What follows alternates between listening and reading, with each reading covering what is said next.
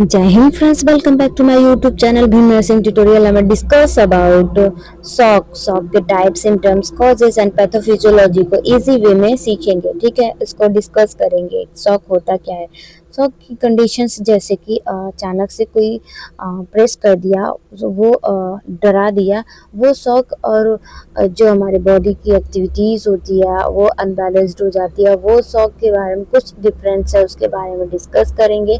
तो let's start the video. First one होता है introduction of the shock. Shock is the life threatening medicals conditions. जो हमारे shock होते हैं वो लाइफ थ्रेटनिंग कंडीशंस होता है, मेडिकल कंडीशंस होता है।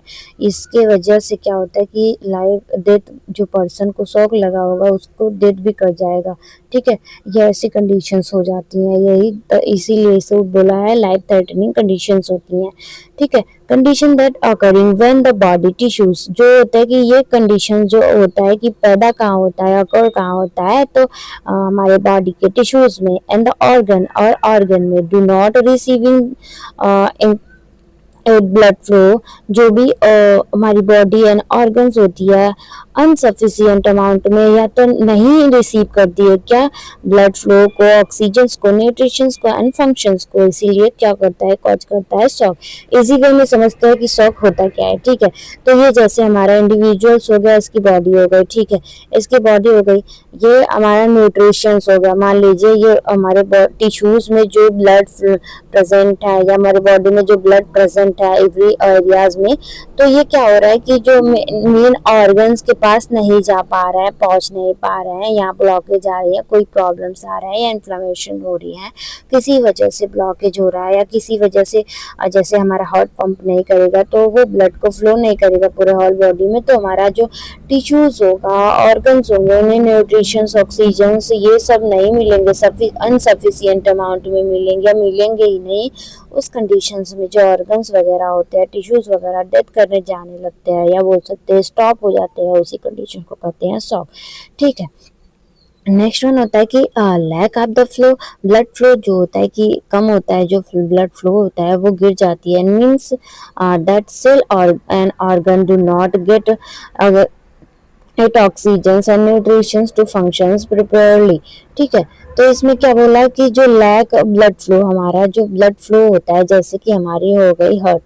ठीक है, ये हार्ट हो गया। हार्ट क्या करता है, पंप करने का काम करता है, पंप करके पूरे होल बॉडी को क्या करता है कि ऑक्सीजन्स, न्यूट्रिशंस एंड ब्लड पहुंचाता है। मान लीजिए कि यहाँ से ये पूरे होल बॉडी में पहुंचा रहा है। ठीक है, पहुंचा रहा है। ठीक है, आयोटा से पहुंचा रहा है पूरे होल बॉडी में। आयोटा के ही कोई वॉल में अगर ऑब्स्ट्रक्शंस आ गए, ठीक है, ऑब्स्ट्रक्शन मतलब रुकावट आ गया, ठीक है, तो वो क्या करेगी कि, या बोल सकते हैं कि हमारा हार्ट ही फेलोर हो गया है, हार्ट ठीक से काम नहीं कर रहा है, पंप नहीं कर रहा है, तो क्या होगा कि जो फ्लूइड होगा वो पूरे होल बॉडी में नहीं पहुंचेगा। ठीक है, इसमें यही बताया गया है, अनफंक्शंस हो जाएंगे, पूरा होल बॉडी जो होती है अनफंक्शंस हो जाएंगे। ठीक है, उसके वजह से हमारा जो पेशेंट होगा वो शॉक कंडीशंस में चला जाएगा, या बोल सकते हैं कि कोई काम नहीं करेगा, अनकॉन्शियस हो जाएगा, उसी को कहेंगे शॉक।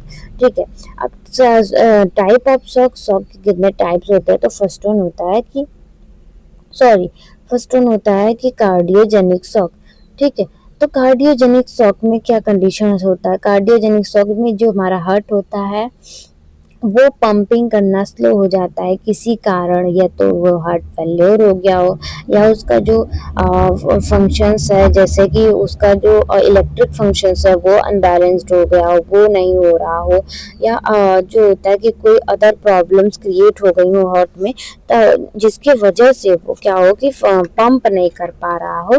पंप नहीं करेगा तो पूरे होल बॉडी में क्या करेगा, oxygen, nutritions and other supplements को पहुंचा नहीं पाएगा। इसलिए क्या होता है कि इसमें ये इसको कार्डियोजेनिक शॉक बोलेंगे, उससे पेशेंट को कार्डियोजेनिक शॉक हुआ रहेगा। अगर हम हार्ट को ट्रीट कर देंगे तो होल बॉडी को ऑक्सीजन मिलेगी, न्यूट्रिशंस मिलेगी, तो वो ठीक हो सकता है। हाइपोवोलेमिक शॉक, नेक्स्ट वन हो हाइपोवोलेमिक शॉक। क्या होता है कि हमारे बॉडी में अनसफिशियंट अमाउंट में ब्लड एंड फ्लूइड का फ्लो हो, अनसफिशियंट अमाउंट में टिश्यूज, ब्लड ऑर्गन्स को ब्लड ना मिले, ना मिले, और जितना उसको आवश्यकता है उतना न मिले ब्लड, तो हाइपोजेनिक शॉक में उस कंडीशंस में जाते हैं। इस कंडीशंस में क्या होता है कि जो ब्लड फ्लो है वे है जो वो में ऑब्स्ट्रक्शंस हो गया, अगर कोई एलर्जी की वजह से इन्फ्लामेशंस वगैरह कोई प्रॉब्लम्स क्रिएट हुआ है, या हमारे बॉडी में ब्लड की कमी हो गई है, फ्लूइड की कमी हो गई है, पेशेंट डिहाइड्रेट है, इसके वजह से हाइपोवोलेमिक शॉक कॉज करेंगे। ठीक है। Distributive shock is the causes by problem with in broad brachial stone, जो होता है कि ब्रॉडली ब्रेशन स्टोन जो होते हैं, वेसल स्टोन्स वगैरह लीड करते हैं to inadequate blood flow. ठीक है। इसमें जो होता है कि जो मसल स्टोन्स वगैरह ब्लड वेसल्स होती हैं उसमें क्या होता है कि अनसफिशिएंट अमाउंट में ब्लड वगैरह होती हैं। ठीक है। अनसफिशिएंट अमाउंट में ब्लड रहेंगे तो क्या करेगा कि वो फ्लो में प्रॉब्लम क्रिएट करेगा, या बोल सकते हैं स्लो फ्लो होगा ब्लड का। इस वजह से क्या डिस्ट्रीब्यूटिंग शॉक होते हैं। इसके अंडर आते हैं किसके किसके वजह से होता है। ठीक है। इसके अंडर 3 शॉक आते हैं। First one septic shock. Septic shock means होता है कि अगर किसी वेसल्स में, किसी पाथवे में, जो ब्लड फ्लो का पाथवे हो गया, फ्लूइड का पाथवे हो गया, टिश्यू ऑर्गन्स का पाथवे हो गया, कोई भी पाथवे है, ठीक है, उसमें कोई इन्फ्लामेशन हो गया है, इन्फ्लामेशन की वजह से यहाँ होगा एडिमा। ठीक है। इसका पैथोफिजियोलॉजी, फर्स्ट वन इन्फ्लामेशन हो गया किसी कारण, इन्फेक्शन के कारण यहाँ पे इन्फ्लामेशन हो गया। इन्फ्लामेशन हो गया, हमारी पूरे होल बॉडी में इन्फ्लामेशन हो जाती है तो कहते नहीं जो हमारा ब्लड होता है वो पानी हो जाता है। ठीक है। तो ऐसा ही कंडीशंस कोई आ गया, या बोल सकते हैं पाथवे में कोई प्रॉब्लम्स क्रिएट हो गई। ठीक है। तो ये क्या होगा, एडिमा कॉज करेगा, यहाँ पे इन्फ्लामेशन होगा तो क्या होगा कि ये नैरो हो जाएगा, या बोल सकते हैं ब्लॉकेज आ जाएंगी। इसकी वजह से क्या होता है कि शॉक की कंडीशंस हमारे पेशेंट को देखने को मिलेगी। नेक्स्ट वन होता है न्यूरोजेनिक शॉक। न्यूरोजेनिक शॉक जो पाथवेज वगैरह है, कोई भी ठीक है, कोई भी ऑर्गन्स वगैरह है, उनका जो नर्वस सिस्टम्स वगैरह है वो डैमेज हो जाए, ये मिस्ड फंक्शंस हो जाए, माल फंक्शंस हो जाए, जैसे किडनीज हो गया, ये फिल्टर्ड करती हैं हमारे होल बॉडी फ्लूइड को, तो वो क्या होगी कि फेल्योर वगैरह हो जाएंगी, तो वो काम नहीं करेंगी ठीक से, तो वो क्या करेगा कि न्यूरोजेनिक शॉक करेगा। या बोल सकते हैं कि नर्वस सिस्टम से डैमेज हो जाएंगी तो कोई भी ऑर्गन फंक्शंस ठीक से नहीं कर पाएगा, वॉलंटरी इनवॉलंटरीज भी नहीं कर पाएंगी। ठीक है। तो उसकी वजह से न्यूरोजेनिक शॉक कॉज करता है। नेक्स्ट वन होता है कि anaphylactic shock. Anaphylactic shock means किसी एलर्जी की वजह से इन्फ्लेमेशन हो जाना, किसी एलर्जी की वजह से अल्टर करना हमारे फंक्शंस, ऑर्गन फंक्शंस को, तो उसके वजह से कॉज क्रिएट करना, तो उसको कहेंगे एनाफाइलेक्टिक शॉक। ठीक है। अब नेक्स्ट लास्ट वाला शॉक देखते हैं, तो ऑब्स्ट्रक्टिव शॉक होता है। ऑब्स्ट्रक्टिव शॉक मीन्स जैसे कि हमारे ब्लड वेसल्स में कोई ऑब्स्ट्रक्शंस हो गया, जैसे कि जैसे कि ये ब्लड फ्लो है। ठीक है। यहाँ पे ब्लड का थक्का जो होता है कि जम जाता है, तो उसको क्या होता है कि ये कॉज करता है, जैसे कि पल्मोनरी ऑब्स्ट्रक्शंस डिजीज वगैरह हो गए हैं, जैसे लंग्स में क्या होता है कि जो पल्मोनरी होती है उसमें कोई ऑब्स्ट्रक्शंस की वजह से क्या होता है कि एयर फ्लो जो होता है कि वो स्टॉप हो जाता है। ठीक है। तो उसके वजह से क्या होगा कि जो लंग्स का फंक्शंस होगा डिसबैलेंस होगा और उसको शॉक क्रिएट करेगा, तो उसको कहेंगे ऑब्स्ट्रक्टिव शॉक। ठीक है। नेक्स्ट वन होता है कॉजेज। क्या क्या कॉजेज होते हैं शॉक के, तो फर्स्ट वन होता है कि हाइपोवोलेमिक शॉक में क्या होता है कि पेशेंट अगर डिहाइड्रेट है, उसको वोमिटिंग्स हो रही हैं, ठीक है, उसको वोमिटिंग हो रही है, डायरिया हो रही है और बर्न हो गया है पेशेंट हाइपोवोलेमिक शॉक में, तो ये क्या होगा कि इसके कॉजेज हो गए। ठीक है। वो हाइपोवोलेमिक शॉक कॉज करेंगे।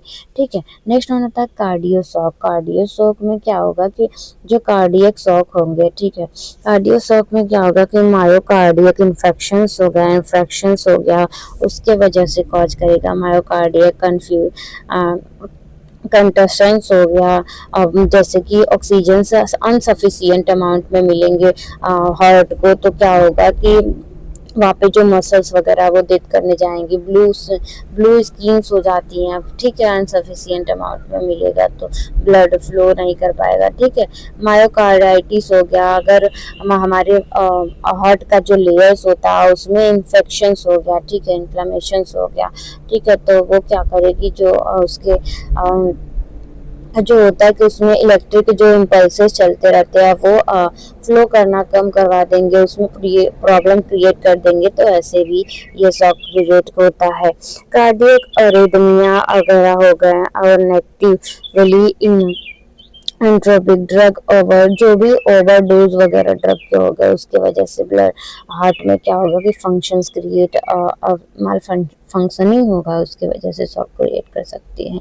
ऑब्स्ट्रक्टिव शॉक में क्या क्या से साइंस कॉजेज आएंगे, तो ऑब्स्ट्रक्टिव शॉक में जैसे कि क्या होता है कि कार्डियक टेम्पोनेंट हो गया, ठीक है, कार्डियक टेम्पोनेंट, पल्मोनरी इम्बोलिज्म हो गया, पल्मोनरी जो बोल सकते हैं हमारा जो लंग्स का पल्मोनरी वेन होता है, ठीक है, वो होता है, उसमें एम्बोलिज्म हो जाना, ब्लड का थक्का जम जाना, ठीक है, तो ब्लॉक कर देना, तो उसमें ये कॉजेज आएंगे, ठीक है। तो अदर और कॉजेज हो सकते हैं इसमें जो शॉक होता है कंडीशंस, ठीक है, जैसे ये इलेक्ट्रिक शॉक भी इसमें कन्वर्ट होते हैं। इलेक्ट्रिक शॉक लग गया तो क्या होता है कि इलेक्ट्रिक शॉक लगता है तो जो ब्लड वगैरह होते हैं वो जल जाते हैं बॉडी के, और वो क्या बोलते हैं सर्कुलेशन स्टॉप्स हो जाते हैं उसमें, और हमारा जो स्किन वगैरह होता है वो ब्लूइश हो जाता है, पेशेंट का स्किन ब्लूइश हो जाता है, इसकी वजह से ये शॉक क्रिएट करते हैं।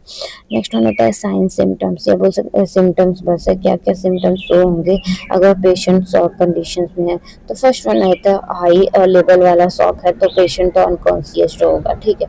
नेक्स्ट वन होता है कि इसको नॉर्मली शॉक लगाया, हाइपोवोलेमिक शॉक हो गया, कार्डियक शॉक, इमरजेंसी में रखेंगे ना, ऑब्स्ट्रक्टिव शॉक वगैरह होता है, एंजाइटी कॉज करेगा, हमारा स्किन में जो होता है कि अनसफिशियंट अमाउंट में ब्लड मिलेगा, ऑक्सीजन मिलेगा, कम ऑक्सीजन मिलेंगे तो क्या होगा कि लिप्स वगैरह जो स्किन होगी सब लुइस दिखेंगी, चेस्ट पेन होगा, अगर हमारा क्या होता है कि पल्मोनरी एडिमा है या बोल सकते हैं पल्मोनरी इम्बोलिज्म है, वहाँ पे ऑब्स्ट्रक्शंस वगैरह है, तो वहाँ पे क्या होगा कि चेस्ट क्रोनिक चेस्ट पेन होगा, ठीक है, डिजनेस होगा, फिर कंफ्यूजन्स होगा, अगर हमारा न्यूरोजेनिक शॉक है, नर्वस सिस्टम्स ठीक से वर्क नहीं कर रहा है तो वहाँ पे कंफ्यूजन्स वगैरह पेशेंट को देखने को मिलता है, और स्किन क्लैम्पिंग्स वगैरह देखने को मिलेगी, क्योंकि कोई भी उसको न्यूट्रिशंस, कोई भी बॉडी फ्लूइड्स वगैरह या ब्लड वगैरह अनसफिशियंट अमाउंट में मिलेंगी तो वो क्लैंपिंग करेगा, पेन करेगा, डेथ करेगा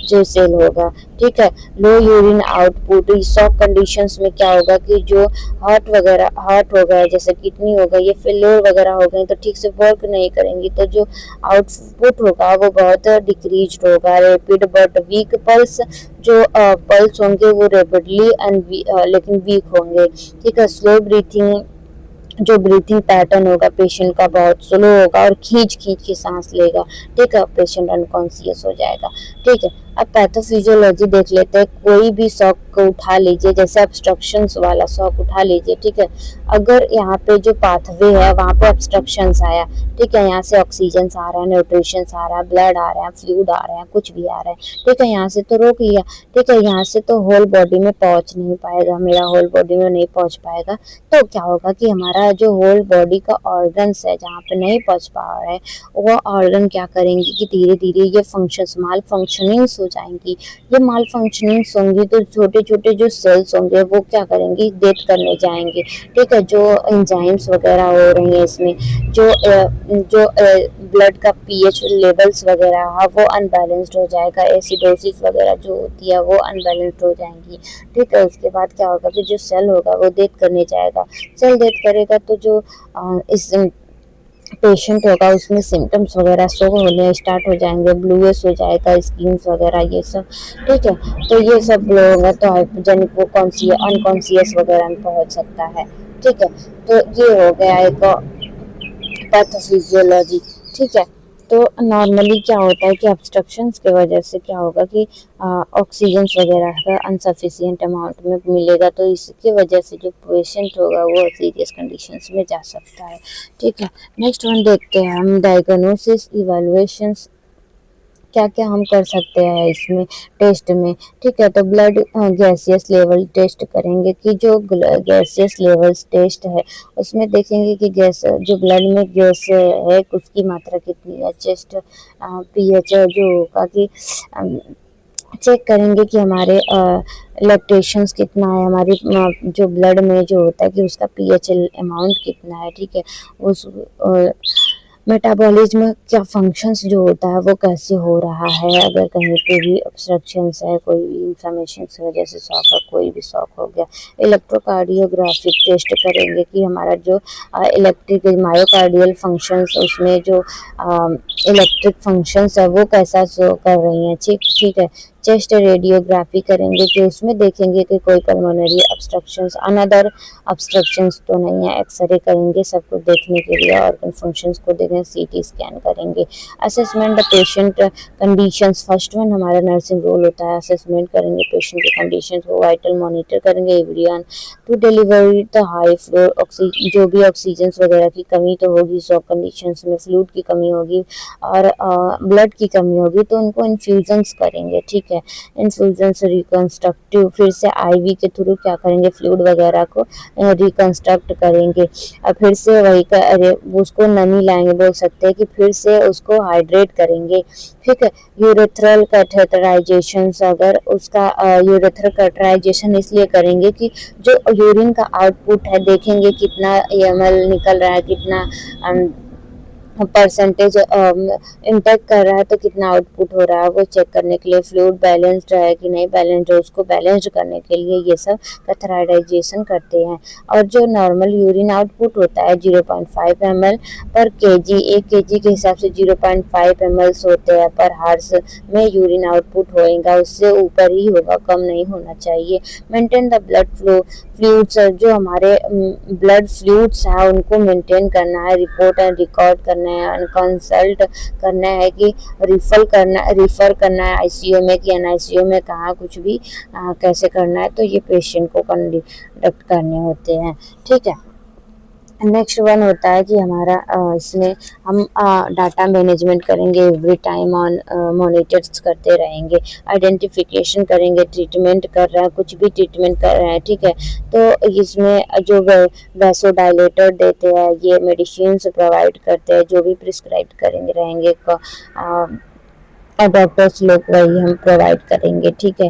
तो हेमरेजिक शॉक वगैरह तो नहीं है, ये सब देखेंगे, जैसे हेमरेज वगैरह हो गया है ब्लड फ्लो में या कहीं भी ऑर्गन्स वगैरह में, तो उसकी वजह से क्या होगा कि ये शॉक की कंडीशंस आ सकती है, तो उसको मॉनिटर करेंगे, ठीक है। Thank you class, thank you very much. Next देखेंगे नेक्स्ट टॉपिक नेक्स्ट वीडियो में। Thank you very much for watching.